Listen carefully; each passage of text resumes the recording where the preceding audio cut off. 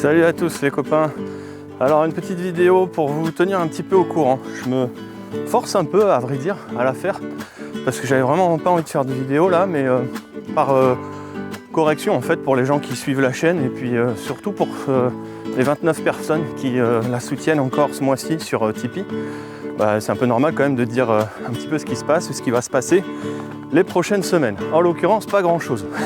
Je vais mettre la chaîne un petit peu en veilleuse. La lumière restera allumée. Mais moi, j'ai besoin de prendre un petit peu de recul, de me ressourcer un petit peu. Et j'ai trouvé moyen... Volti, papa fait des vidéos là. Donc j'ai trouvé moyen... Ah, c'est 20h, tout le monde applaudit et ça l'énerve. Donc j'ai trouvé moyen d'aller rejoindre et peut-être de monter une équipe dans une espèce de ferme agricole. Bon, je vous en dirai plus si ça se concrétise. Mais là, je vais y aller pour la fin du confinement. Travailler un peu à l'ancienne dans la pure ruralité avec des gens qui vont dans la même direction. Du réel, du concret. Voilà, donc le YouTube Game m'a bien gonflé ces derniers temps quand même. Je dois vous avouer que le fait, si je regarde tous les derniers mois là, les deux vidéos qui ont le plus marché, c'est celle avec Martial où on déconne avec les flics à Paris, près de 16 000 vues je crois, et celle où je réponds à Mika dans la voiture, que j'avais absolument pas préparé à l'arrache complet, qui doit être à plus de 7 000 vues, qui a engrangé énormément de commentaires. Alors je suis content parce que cette vidéo, il y avait un vrai message de fond, je pense qu'elle a été compris par 90% des gens, donc c'est bien, c'était pas inutile. Mais moi ça m'a écœuré en fait. Ça m'a écœuré parce qu'avec tout le travail que je fournis pour montrer les gens qui bossent sur le terrain, des petites choses spectaculaires, et forcément les vues décollent moins.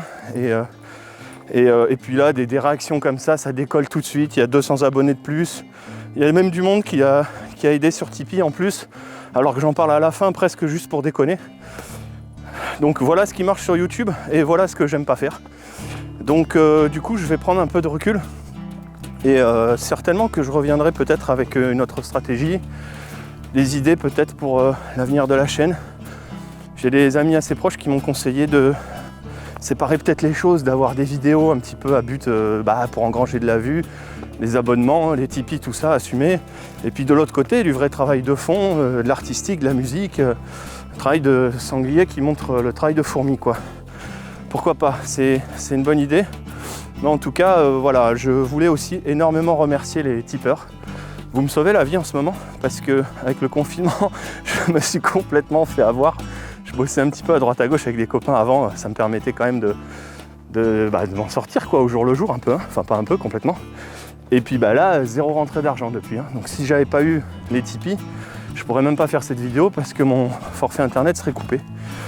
Donc vraiment merci à vous, et parce que je sais aussi que en France, on a un rapport assez bizarre avec Tipeee, avec les financements participatifs. J'ai quand même envie de vous lire, parce que ça m'a amené sur ce genre de réflexion. Pourquoi ça pose des problèmes à certains. J'ai quand même envie de vous lire un message que j'ai reçu, c'était l'été dernier je crois. J'aurais pu en lire 50, hein. C'est un message des tipeurs. Parce que c'est facile de critiquer, ou les détracteurs de Tipeee, tout ça.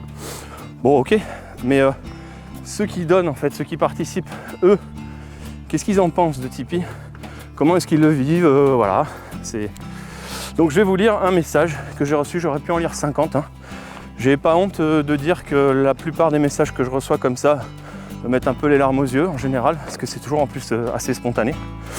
Alors, c'est insupportable d'entendre pour votre reportage concernant le procès d'Olive Olive, la persistance du problème de parasitage dû à la fatigue de la connectique.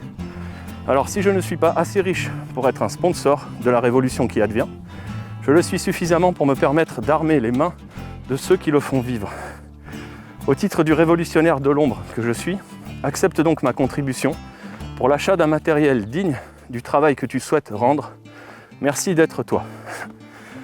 Voilà le genre de message quand on reçoit ça, après avoir fait ce que j'ai fait, lancer le financement participatif, qui me permet de me sentir bien dans mes chaussures de sécurité pour continuer de bosser.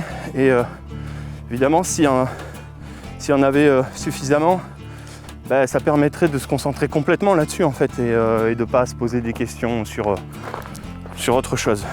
Mais bon, Ça pose problème encore à certains. Je voulais quand même dire hein, que sous mes vidéos, j'en parle peut-être une fois sur 10 du Tipeee et encore.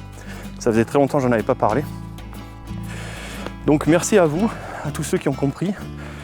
Et puis du coup, bon, il y aura ici, il y avait les émissions avec Chouard, avec Étienne Chouard, ça continuera ça. Ça continuera certainement après parce que Étienne est OK pour être sur la chaîne régulièrement et qu'on lui mette des personnes différentes, des intervenants différents à chaque fois.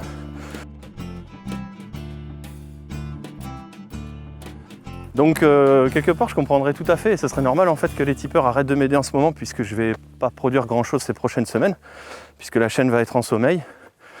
D'un autre côté, si l'envie vous prend de sauver un petit peu la chaîne, vous avez les liens dans la description de cette vidéo, le Tipeee, le Paypal, une adresse mail aussi parce que des fois il peut y avoir des échanges de compétences, il n'y a pas que l'argent.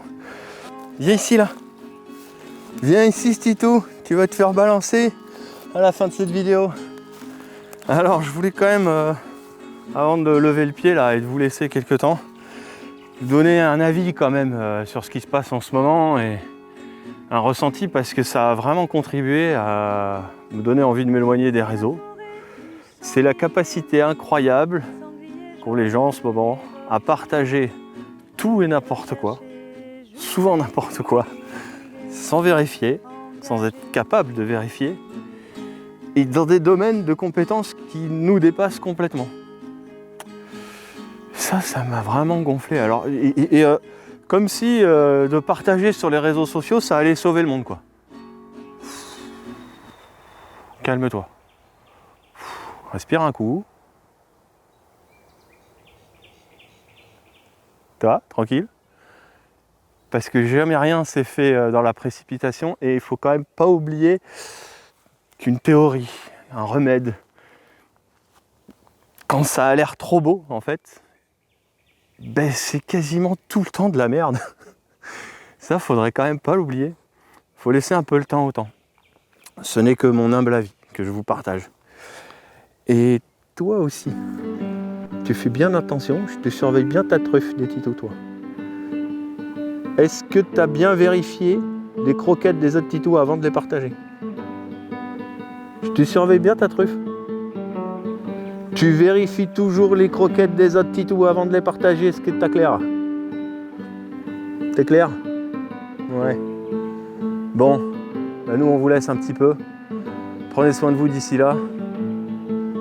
T'es prêt, Balti? On y va?